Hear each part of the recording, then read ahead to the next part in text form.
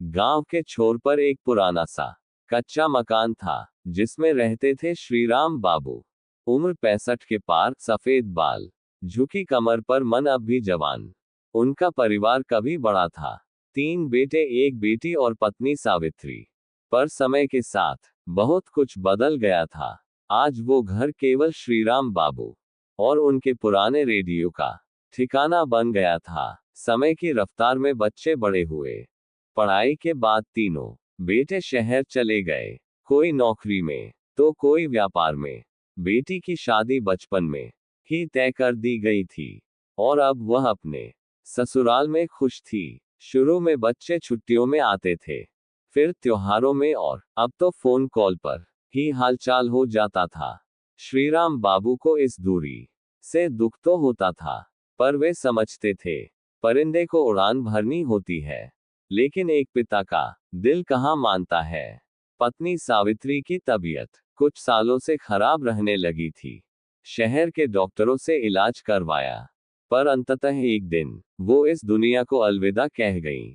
वह दिन जैसे श्रीराम बाबू के जीवन की आखिरी खुशी भी साथ ले गया।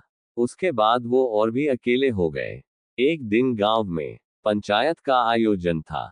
सभी लोग अपने अपने परिवारों के साथ आए थे, बच्चे, पोते पोतियां, सब एक साथ। पर श्रीराम बाबू अकेले एक कोने में बैठे थे। गांव के प्रधान ने जब मंच से सबको संबोधित किया, तो श्रीराम बाबू की ओर इशारा करते हुए बोले, जो लोग माँ बाप को शहर में अकेला छोड़ देते हैं, उन्हें सोचना चाहिए कि जब वही माँ बाप नहीं थे, तब तुम क्या थे। वो बात सबके दिल को छू गई।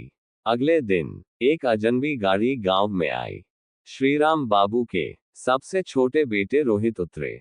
साथ में उनकी पत्नी और 2 बच्चे थे। रोहित ने आते ही पिता के पैर छुए और रोने लगे। बाबा, माफ कर दीजिए, आपको बहुत अकेला छोड़ दिया हमने, अब आप हमारे साथ चलिए।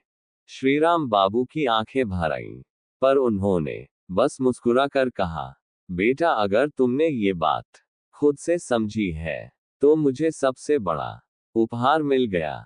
शहर में अब श्रीराम बाबू अपने छोटे बेटे के साथ रहते थे। पोते उन्हें दादाजी कहकर पुकारते और रोज नई कहानी सुनाने की जिद करते। वे बच्चों के साथ पार्क जाते, कहानियां सुनाते और जीवन में फिर से एक नया रंग भर गया था। धीरे धीरे बड़े बेटे भी मिलने आने लगे।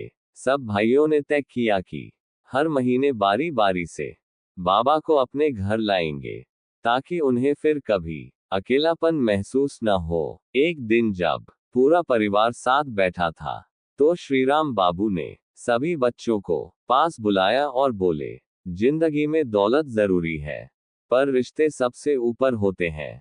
अगर परिवार साथ हो, तो छोटी सी झोपड़ी भी महल बन जाती है, लेकिन अगर दिल दूर हो जाए, तो महल भी वीरान हो जाता है।